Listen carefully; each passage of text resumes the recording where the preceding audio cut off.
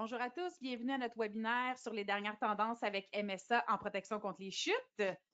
Je suis très heureuse de me joindre à vous en ce mercredi après-midi. Je ne sais pas pour vous, mais ici à Blainville, c'est très chaud dehors, le soleil, on sent que l'été s'en vient, c'est super le fun. Permettez-moi de me présenter, Amélie Leduc, superviseur marketing, événements et promotion chez SPI. Avec moi pour co-animer ma collègue Audrey Bourgeois-Cyr, coordonnatrice marketing aux événements et promotions également. Bonjour Audrey. Bonjour Amélie. Ça va bien? Mais oui, toi?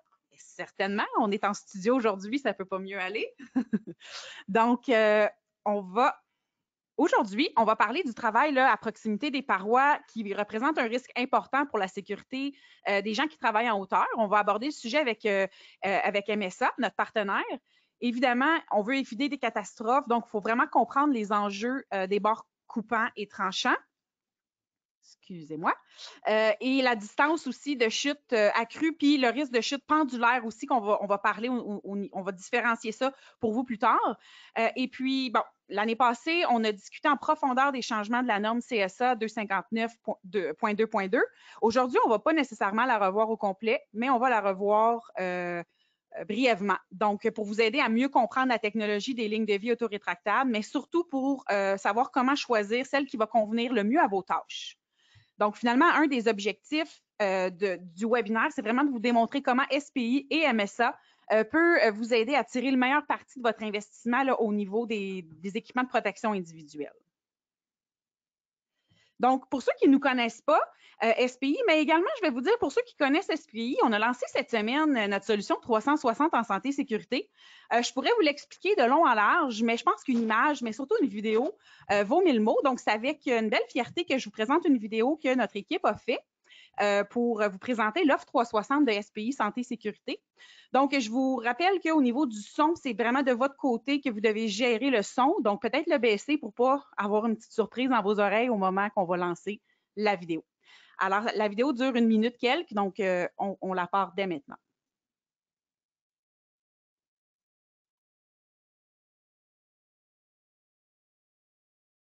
SPI est votre partenaire depuis plus de 50 ans.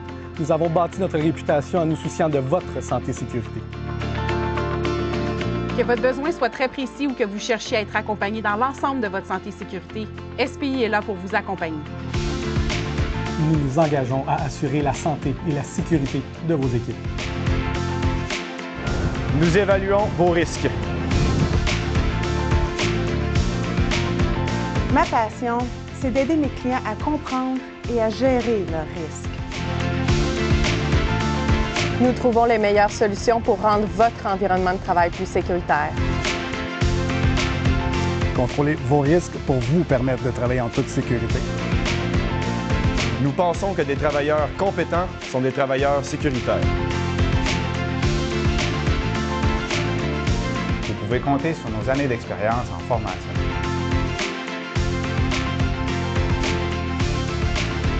Au-delà de l'équipement, nous proposons des solutions.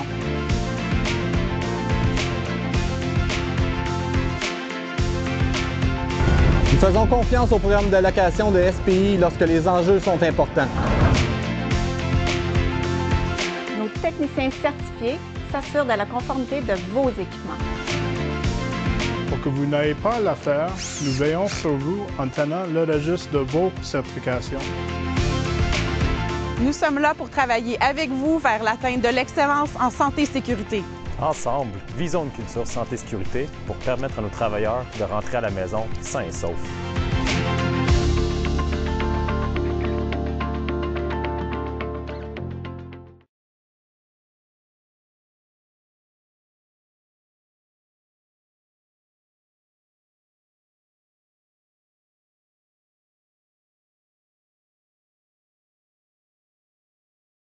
Donc, juste un instant, on a un petit problème technique de retour.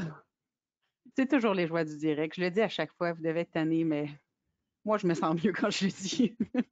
Donc, c'est ça l'important. OK, on repart ça. Est-ce que vous voyez la présentation? OK, perfect. Good. Donc, comme je vous disais, une vidéo vaut 1000 mots.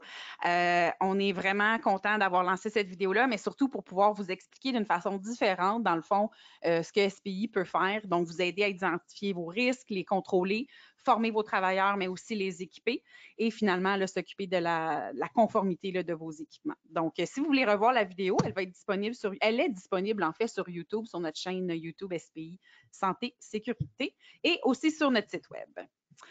Donc, avec nous aujourd'hui, notre expert invité, Emmanuel Lantier. Bonjour, Emmanuel. Bonjour, Amélie. Ça va bien? Ça va bien, toi? Oui, contente de te retrouver aujourd'hui. Merci. Emmanuel, c'est quoi ton rôle chez SPI? Chez SPI, excuse, lapsus, chez MSA. Chez MSA, j'agis comme gérant de territoire pour la province de Québec, puis l'Est de l'Ontario. Donc, mon rôle, c'est vraiment supporter les distributeurs en santé-sécurité via nos différentes gammes de produits chez MSA. Parfait, super. Sans oublier évidemment Rico, qui est notre technicien à la régie, webmest, designer graphique. Nommons-le, il me roule les yeux, fait que j'en ai un petit peu, mais merci Rico d'être là. C'est lui qui s'occupe de vous. Si vous avez des pépins techniques, n'hésitez pas à communiquer avec lui. D'ailleurs, ça m'amène à vous dire que le webinaire d'aujourd'hui va durer un maximum de 60 minutes, donc on va être avec vous jusqu'à 15 heures. Vous pouvez utiliser la boîte sur votre console de questions pour communiquer avec nous. D'ailleurs, on va communiquer avec vous aujourd'hui via cette boîte-là. N'hésitez pas, comme je vous dis, il n'y a aucune question niaiseuse, disons-le. Au contraire, si vous avez une question, il y a sûrement quelqu'un d'autre qui se la pose, donc n'hésitez pas. On y répondra au fur et à mesure, dans la mesure du possible, ou encore on va y répondre à la fin. Mais sachez qu'on va lui répondre là, à un moment ou un autre. Donc, on est en studio. Sachez qu'on respecte les mesures sanitaires, nous aussi. Et puis, on espère que vous aussi, de votre côté, vous les respectez. Donc, Emmanuel, rentrons dans le vif du sujet. Donc, tu vas commencer à présenter peut-être un petit peu plus en détail là, ce que tu vas aborder au courant de la présentation. Super. Donc, oui, au courant du webinaire, dans le fond, on va regarder qu'est-ce qu'un rebord tranchant. Souvent, ce qu'on entend dans le marché, leading edge. Certaines de ces applications. Qu'est-ce qui rend les produits leading edge uniques? Comment les produits leading edge sont testés? Comment aussi savoir si c'est un produit leading edge justement que vous avez entre les mains, puis les produits leading edge MSA disponibles aujourd'hui. Avant d'aller dans le vif du sujet, on a une petite question pour vous. On veut savoir, vous allez pouvoir nous répondre dans la boîte de questions, quelles sont les applications pour lesquelles vous utiliseriez un dispositif autorétractable traditionnel versus un qui est leading edge. Donc, je vous invite à écrire dans la boîte de questions votre réponse. Vous pouvez même également mentionner pour quelle entreprise vous travaillez. Là, comme ça, on va apprendre un petit peu à se connaître. Vous avez un petit 30 secondes pour répondre. Donc, c'est différent. En fait, il n'y a vraiment pas les questions qui pop comme d'habitude. Les gens doivent vraiment utiliser la boîte de questions. Donc, on peut y aller avec vos réponses pour voir. Soyez pas gênés. Il n'y a personne qui... On nommera pas de nom, au contraire. Donc, il y en a qui ne connaissent pas la différence entre les deux. Parfait. On va vous l'expliquer dans la prochaine diapo, mais c'est intéressant de savoir ce que les gens y pensaient.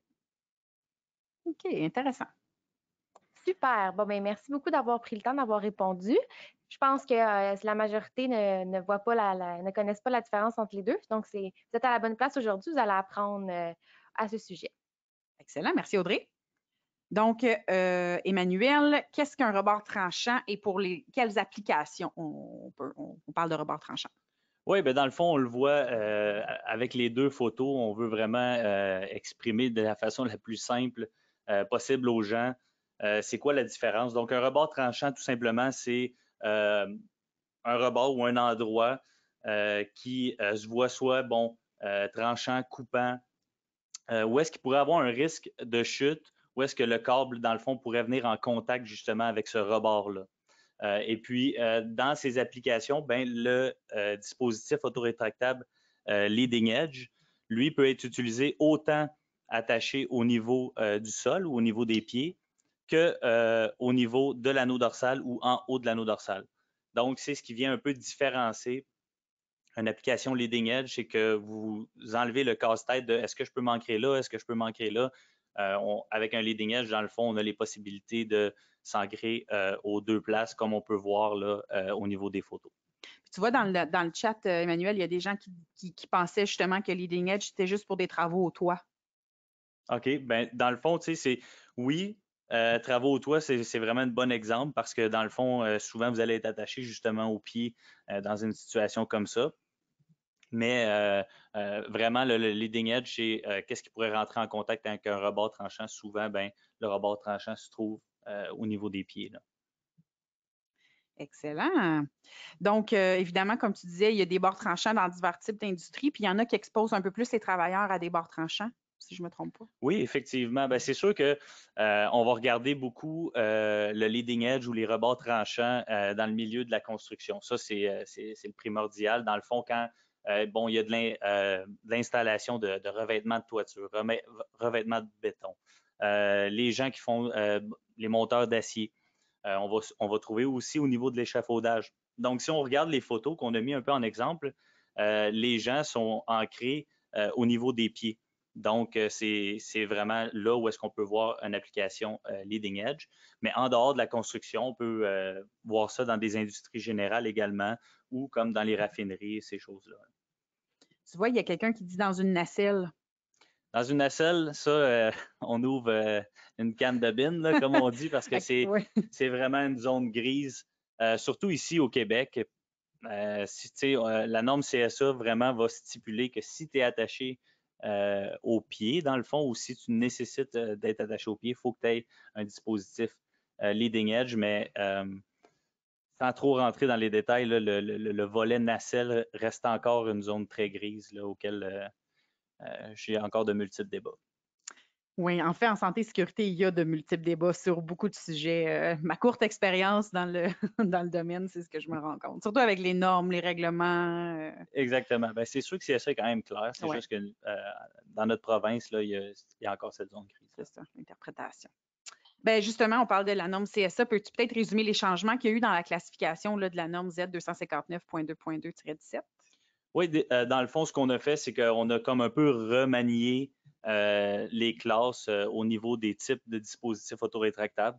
Donc, on est tous familiers, puis même moi, des fois encore, j'emploie ces termes-là, mais type 1, type 2, type 3, dans le fond, c'est éliminé, dans le fond, c'est parti. On a remplacé ça par classe SARL, classe SRLR, classe SRL-LE, et puis classe SRL-LE-R. Donc, si on y va vite, vite, classe SRL serait, exemple, multiples dispositifs, un mélange de type 1, type 2. Donc, tout ce qui est ancré à une hauteur de la limite de chute libre à la distance d'activation du dispositif. Donc, toutes les SRL, dans le fond, qu'on attache au niveau de l'anneau dorsal ou en haut. OK. Dans le fond, on rentre dans cette classe-là. Quand on tombe dans le SRL-R, ben dans le fond, c'est un dispositif qui est justement non leading edge, un peu comme les SARL, mais avec une fonction de récupération. Donc, souvent utilisé avec des potences ou un système de trépied. Dans le fond, le R pour le sauvetage. rescue, donc récupérateur en français. Dans la classe SRL-LE, ben là, c'est là qu'on va avoir les SRL, mais leading edge. Donc, pour les rebords tranchants, dont l'application peut être ancrée plus bas que l'anneau en D. Autant il peut être attaché en haut, on peut l'attacher également en bas. Et classe SRL-LE-R, ben, on a vraiment un dispositif leading edge, mais qui a une fonction aussi de récupération. Très bien résumé, Manu, merci. Qu'est-ce qui les rend uniques, les produits leading edge, pardon? Ben, tout simplement, c'est l'absorbeur d'énergie. Puis en quoi, bon, cela importe-t-il? On peut le voir à la prochaine diapositive parce que c'est pas nécessairement parce que tu as un absorbeur d'énergie externe ou visible que cet absorbeur d'énergie-là est leading edge ou que ton dispositif est leading edge. Mais si on peut regarder la slide ici, la diapositive, on voit vraiment une photo explicative d'un scénario si tu as un dispositif non leading edge attaché au niveau des pieds. Donc, ce n'est pas permis techniquement, donc ce n'est pas fait pour ça. Puis, on peut le voir par la photo. Si on regarde la photo 1, où on voit le point de contact. Donc, le point de contact, ça peut être, exemple, une chute, ça peut être justement quelqu'un qui tombe là ou un rebord tranchant. Donc, ce qui arrive, c'est que ce point de contact-là génère une force. Et puis, vu que l'absorbeur d'énergie n'est pas au plus près du travailleur, mais cette force-là, au niveau de l'impact, peut faire en sorte, comme qu'on voit à la deuxième photo, que le câble se sectionne. De là, le pourquoi, dans le fond, un dispositif leading edge a un absorbeur d'énergie qui va être le plus près du travailleur, mais aussi à l'externe et non à l'interne du mécanisme. Donc, quand on regarde cette diapositive-là, un scénario où est-ce que le dispositif leading edge est bien utilisé, on a l'absorbeur d'énergie qu'on voit en vert ou le travailleur qui est vraiment plus proche du travailleur. Donc, le point de contact, qu'est-ce qu'il va faire? C'est que quand il va y avoir chute sur un rebord tranchant, l'absorbeur d'énergie va déployer, mais le choc va être réparti et ce qui va faire en sorte que le câble ne sectionnera pas. Aussi, il faut comprendre qu'un dispositif leading edge, dans le fond, a un câble avec un diamètre un peu plus gros, justement pour respecter les tests de chute. Mm-hmm. Comment qu'on teste les produits justement pour assurer la sécurité du produit? Tu sais, je le sais que le câble est fait différemment, mais c'est quoi les mesures de test? En fait, bon, CSA, ce qu'ils nous demande, c'est 2 tests. On fait un test dont, bon, on prend le dispositif, on attache un poids dessus. Si je ne me trompe pas, c'est à peu près 287 livres qu'on va prendre. Puis, dans le fond, on va le laisser tomber, un test de chute de façon perpendiculaire sur un rebord tranchant qui est de l'acier. Et puis, dans le fond, quand il y a cette chute-là, dans le fond, le câble doit résister au contact sur le rebord tranchant. Donc, le poids qui est attaché sur le dispositif vient donner un coup sur le rebord. Puis, dans le fond, il faut qu'il y ait une résistance au niveau du test perpendiculaire. Et puis, quand on fait un test de chute en angle, bien ça, c'est pour exprimer, excusez-moi l'anglicisme, un swing fall. Donc, quelqu'un qui, quand tu chutes, là, c'est bon, ça se peut que tu chutes droit, là, mais souvent, tu vas avoir un effet balancier. Là, tu vas te promener comme une pendule. Donc, il faut faire le test de chute en angle.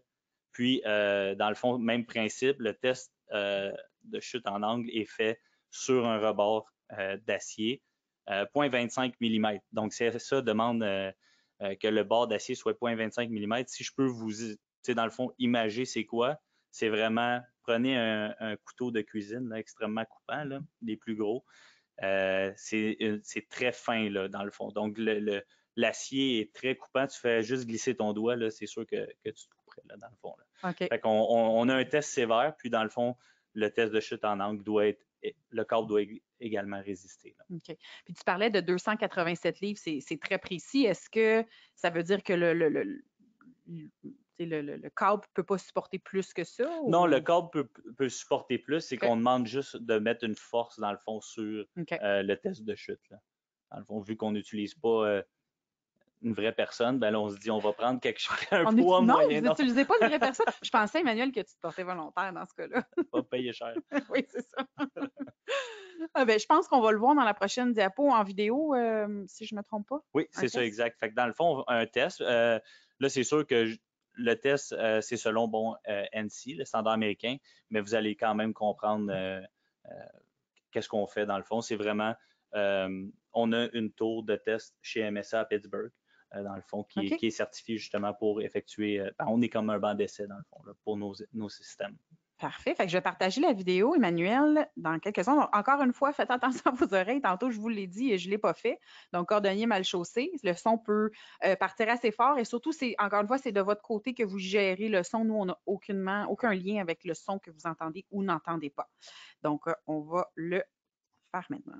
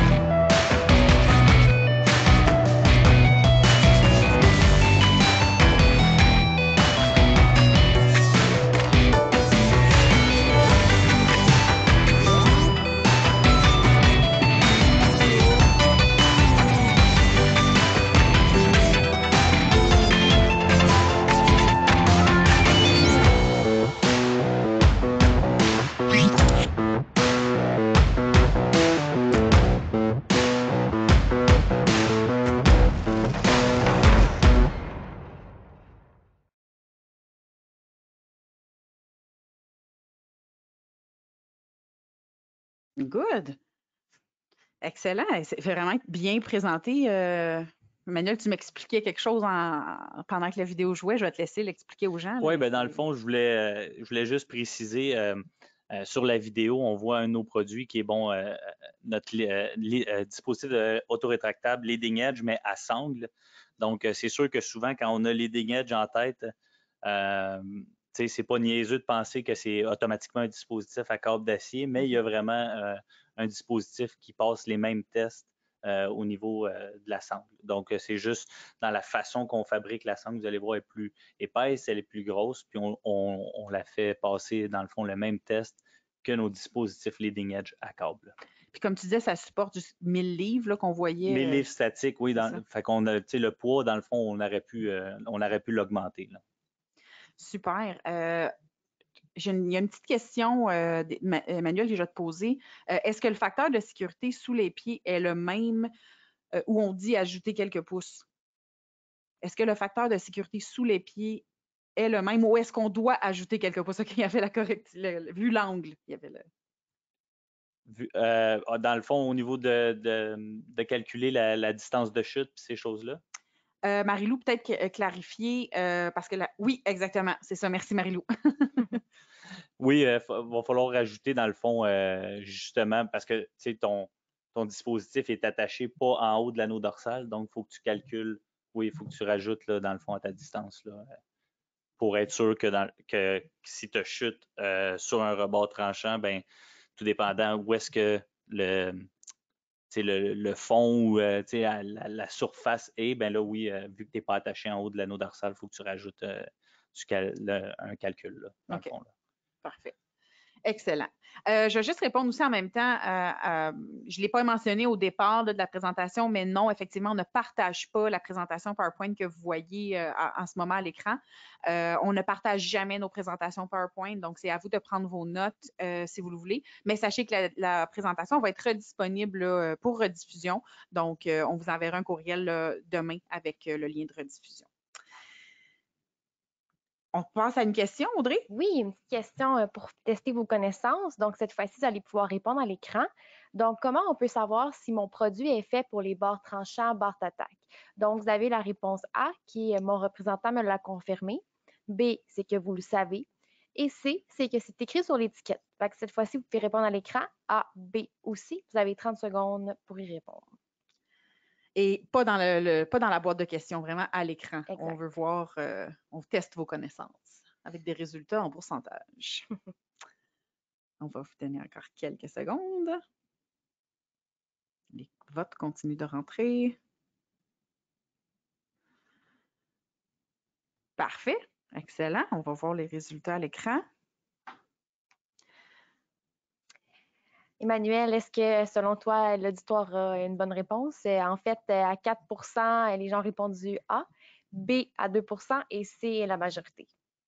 Je pense que les 3 réponses peuvent être bonnes, okay. Mais je pense que qu'est-ce qu'on recherchait, c'est vraiment au niveau de l'étiquetage.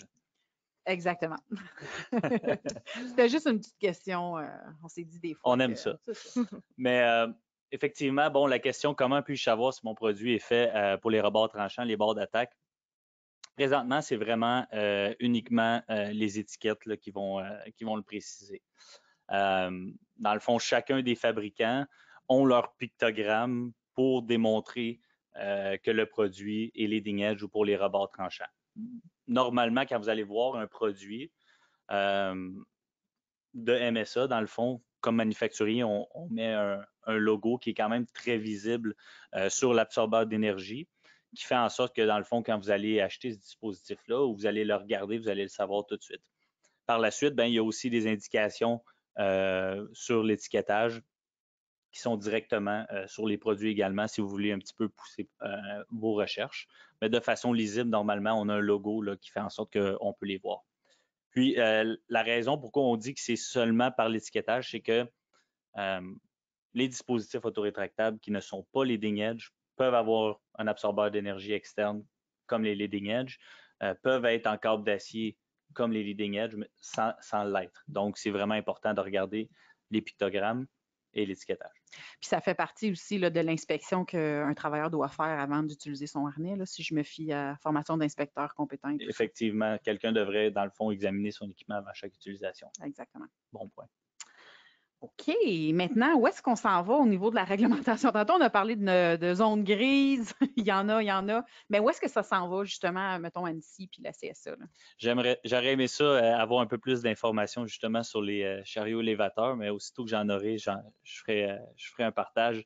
Mais à court terme, dans le fond, là, de 1 à 3 ans, l'accent va toujours être mis sur la solidité et la robustesse des mini PFL. Dans le fond, tout ce qui est mini autorétractable, on veut s'assurer, dans le fond, qu'il y ait des produits tout le temps plus robustes, tout le temps plus adéquats pour l'industrie lourde. Un réexamen de l'étiquetage et des classifications. Fait que, des fois, est-ce que d'avoir un pictogramme qui est uniforme pour tous les manufacturiers, juste pour pas avoir d'ambiguïté, c'est quelque chose, dans le fond, qui est discuté autant du côté de CSA que du côté de ANSI. Puis l'accent est mis aussi sur les risques associés aux travaux avec rebord tranchant. Donc, oui, on a dans le fond des applications. Tantôt, on a parlé construction beaucoup, mais il y a beaucoup d'autres travaux, des fois, qu'on ne pense pas. Justement, chariot élévateur pourrait rentrer là-dedans. Où est-ce que, bon, c'est peut-être pas un rebord tranchant, mais on est quand même attaché au pied. Donc, c'est un peu ce que veut faire CSA et ANSI. Avant d'aller dans le long terme, oui. Emmanuel, PFL, juste expliquer peut-être, là, parce que c'est le terme anglais. Ouais, c'est ça, c'est Personal Fall Limiter. Fait que c'est, dans le fond, je pense que c'est limiteur de chute personnelle, oui, c'est ça. Ça aurait dû être des mini LCP. Ah, des mini LCP. OK. Il y a l'acronyme en français aussi. Exact. Ben oui, dans la santé et sécurité, il y a beaucoup d'anglicisme qui est utilisé. On est conscient que la langue française demeure importante, mais effectivement, il y a beaucoup d'anglicisme. Puis, même si MSA est c'est sûr que MSA est une compagnie américaine aussi, fait qu'on a souvent les mots anglicisme en tête, là, mais je dirais que le bon terme aurait été LCP dans ce cas-ci. Parfait. Je te laisse parler du long terme. Dans le long terme, 3 à 5 ans, différents matériaux pour les bords d'attaque. Fait que ça, c'est brièvement, là, vous avez vu sur la vidéo, on a fait le test sur de l'acier. Donc, le rebord tranchant qu'on utilise, c'est du métal, de l'acier.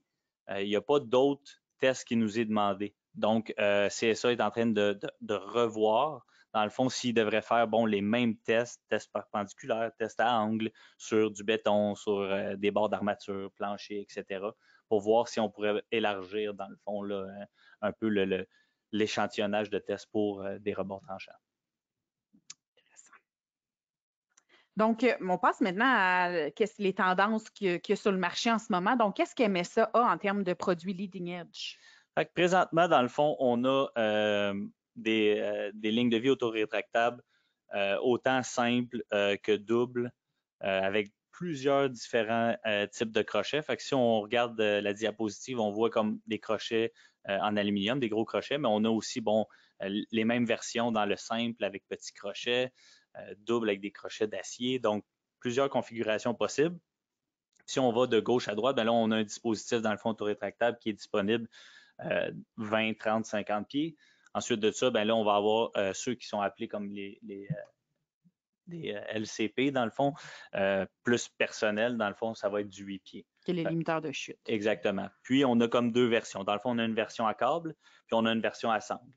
La version à sangle, dans le fond, subit les mêmes tests que celui à câble, donc vous assure la même protection, mais vient réduire au niveau du poids dans le dos du travailleur. Puis d'ailleurs, je vais inviter les gens sur notre site web, dans la section blog, on a fait un article, en fait, notre marketeur, Caroline, a fait un article avec MSA, justement, qui parle des mini limiteurs de chute et tout ça. On les voit vraiment, les différents modèles. Fait que si vous voulez en savoir plus, vous pouvez aller voir sur notre blog, là, dans la section blog sur notre site Internet. Donc, la question que les gens se posent aujourd'hui, c'est comment SPI et MSA peuvent les aider à tirer une meilleure partie de leur investissement. Donc, le coût de possession, je pense que tu réfères à Emmanuel. Dans le fond, c'est ça. Je voulais trouver une façon de passer la POC, dans le fond, entre MSA et SPI, juste avec le fait que, SPI est autorisé à faire l'entretien des rétractables MSA. Mais d'une part, c'est sûr que je ne vous cacherai pas que, bon, on n'a pas les dispositifs les moins chers dans le marché, mais il y a une raison à ça. Donc, la technologie que MSA a développée, c'est sur la durabilité du produit. Donc, en leading edge, vous allez comprendre, puis vous avez sûrement compris à travers le webinaire que votre boîtier ou votre dispositif est souvent attaché au pied, donc il est souvent en contact avec le sol, le béton, donc il va tout le temps être en contact avec une structure, ce qui fait que, bon, vous pouvez endommager prématurément le dispositif. Bien, MSA, dans le fond, on a développé un arceau alentour du boîtier pour protéger, dans le fond, le boîtier de thermoplastique. On a aussi également développé un mécanisme de retour de câble contrôlé qui fait en sorte que votre câble revient dans le dispositif à 3 mètres secondes.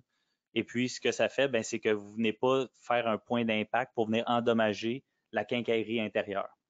Et l'autre chose aussi qu'on a développé, puis ça, c'est unique à MSA, c'est qu'on a un rétractable qui a à peu près 6 vis, puis 3 morceaux à changer. Donc, vous allez vous retrouver avec un dispositif qui va vous coûter peut-être le tiers du prix à faire l'entretien chez SPI.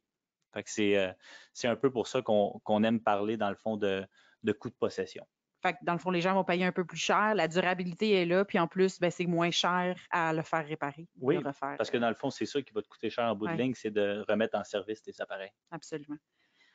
On l'a mentionné, dans le fond, SPI, on fait la solution 360, mais effectivement, je veux le mentionner parce que c'est vraiment un service qui est indispensable, mais surtout souvent méconnu chez SPI. Comme Emmanuel le disait, nos techniciens sont certifiés pour les produits MSA. On peut faire la maintenance, l'inspection, la conformité, garder le registre de vos certifications.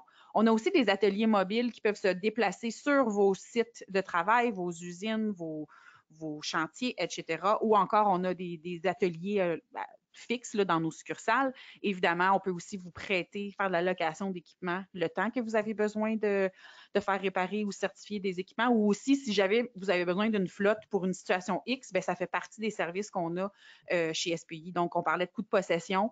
On peut vraiment vous aider à ce niveau-là. Donc, Emmanuel, je te laisse parler du programme de MSA.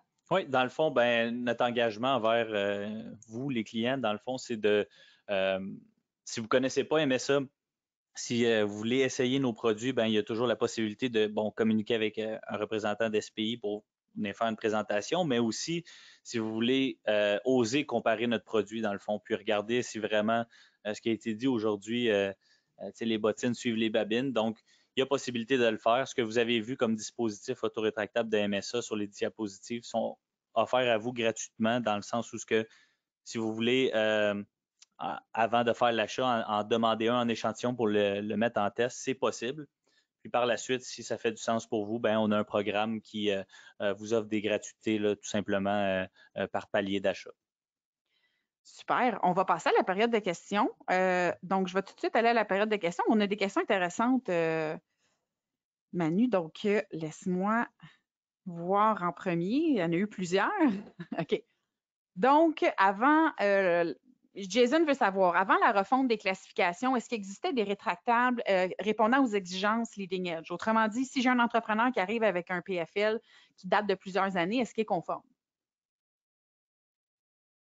Le PFL qui date de plusieurs années était leading edge ou? Oui, dans le fond, est-ce qu'il répondait aux exigences leading edge? C'est suite à la refonte des classifications là, de la norme CSA. Il n'y avait pas dans le fond, CSA, quand on a émis un standard, là, les gens ont produit des leading edge sous ce standard-là. Donc, techniquement, il devrait être comme au goût du jour. S'il y avait des leading edge sur le marché, souvent, c'est parce que NC avait de l'avance sur nous autres. Donc, les rétractables NC étaient même sur le marché canadien. Okay. Donc, les gens utilisaient des produits leading edge, mais sans nécessairement avoir une certification CSA. OK. Donc, il n'y aurait pas l'étiquette ou il y aurait l'étiquette? Je ne pense pas qu'il y aurait l'étiquette personnellement. Là. Nous, du côté de MSA, dans le fond, on avait les produits NC. Si les gens voulaient les acheter ici, il n'y avait pas le nouvel étiquetage. Okay. Dans le fond, mais il était leading edge selon NC et non selon CSA. Donc, pour répondre comme brièvement, pour l'entrepreneur, c'est comme pas plate, là, mais il faudrait qu'il se conforme au nouveau standard CSA pour être sûr que ces dispositifs sont conformes. Là. OK. Parfait. On espère que ça répond à votre question, Jason. Une autre question, Pierre-Luc. Est-ce qu'on a l'obligation... parfait, Jason. OK. Est-ce qu'on a l'obligation d'utiliser à long terme un point d'ancrage au-dessus de l'anneau dorsal ou si avec un leading edge, on peut utiliser de façon permanente un point d'ancrage au niveau des pieds? Excusez, la question est très bonne. C'est juste que j'essaie Prends ton temps. de l'imager dans ma tête. Mais dans le fond, un point d'ancrage au niveau des pieds permanent, oui, c'est possible. Dans le fond, c'est ça, il n'y aurait aucune problématique. Là. Je vous donne un exemple. Je ne sais pas si ça va comme relate. Excusez. Oui, moi aussi, je suis dans l'anglais-français, Emmanuel, je te comprends, mais si la personne va pouvoir s'identifier à cet exemple-là. Exemple, dans le coffrage, les gens, ils vont prendre un bloc de béton qui va être attaché au sol, puis il y a un ancrage qui est dans ce bloc de béton-là, puis ils vont venir mettre leur dispositif autorétractable. Ça peut être comme sur du long terme. Fait que la réponse, ça serait oui, là, dans le fond. C'est qu'on peut avoir quelque chose d'ancré au pied long terme. Excellent, merci. Prochaine question. Patrick, mise en situation. J'ai un dispositif rétractable de 50 pieds et le travailleur est sur un toit avec une pente de 30 degrés. Est-ce qu'il existe un moyen pour le travailleur de limiter la longueur du câble pour éviter la chute? Dans le fond, pour limiter le câble, il faudrait prendre un dispositif moins long. Fait que dans le fond, on a du 20, du 30 pieds. C'est pas non dit là, qu'on va arriver avec quelque chose qui va être justement comme un peu ajustable. Là, dans le fond, c'est il va vraiment barrer pour la longueur de câble que tu as besoin, mais c'est pas encore quelque chose de disponible dans le marché. Je comprends la question, mais je pense que justement pour éviter que la personne aille au bout de son 50 pieds, puis que dans son angle chute, puis l'effet pendulaire fait que finalement il va toucher à terre. Il faudrait réduire, dans le fond, la longueur de câble pour comme le limiter à quelque chose de moins long. Là. OK. Parfait. Merci beaucoup. Donc, Marie-Lou, si je comprends bien, les sangles ne se retournent pas dans le boîtier comme d'autres autorétractables à sangles. Oui. Dans le fond, si on parle justement du mécanisme, là, est-ce qu'on parle dans le fond du mécanisme que dans le fond, oui, tantôt Marie-Lou avait posé la question, le facteur de sécurité sous les pieds. Oui. Puis là, je vois qu'il y avait une autre question. Je m'excuse, ça défile vite. Les gens ils envoient des questions. Elle avait reposé la question, selon toi, c'est combien environ si on parle d'un dessus de camion? Et puis là, elle pose la question. Puis là, Marie-Lou, corrigez-moi si je me trompe, mais si je comprends bien, les sangles ne se retournent pas dans le boîtier comme d'autres autorétractables à sangles. Je ne sais pas s'il y a un lien entre les questions parce qu'il y a eu un délai entre le temps. Non, il n'y a pas ça. C'est pas ça. OK. Pouvez-vous reformuler votre question, Marie-Lou? Puis on va la reprendre du début sans problème. Donc, je veux juste m'assurer parce qu'il y a eu beaucoup de questions. Pendant que je regarde les questions qu'on a, parce que je vous le dis, il y en a quelques-unes, je vais revenir à quelques diapos, puis je vais laisser Audrey dans le fond, je vais laisser Audrey faire la question interactive. En fait, on veut savoir si on peut vous aider. Oui. Donc, vous pouvez répondre à l'écran. Donc, on veut savoir si vous aimeriez que MSA et SPI, à la réponse A, vous aident à réaliser un audit de vos équipements de protection contre les chutes. B, vous fasse une démonstration des produits MSA en matière de protection contre les chutes. C, vous aide à choisir les bons EPI pour l'anti-chute. D, vous forme ou forme vos employés en protection contre les chutes. Et la dernière réponse, qui vous aide avec l'entretien, la réparation et la certification de vos équipements anti-chute. Donc, on peut lancer le sondage et vous pouvez répondre directement à l'écran. Excellent. OK, Marie-Lou, elle a rectifié une question. Peut-être juste rectifier l'autre question des sangles pendant que les gens répondent au sondage.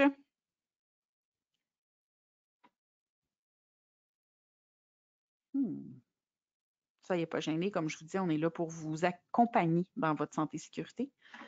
Et si vous avez d'autres questions, continuez à les envoyer. Là, on a encore beaucoup de temps. Beaucoup de temps, oui, exact. C'est encore un 10-15 secondes. Est-ce que tu es surpris des questions des gens, Emmanuel? Est-ce que...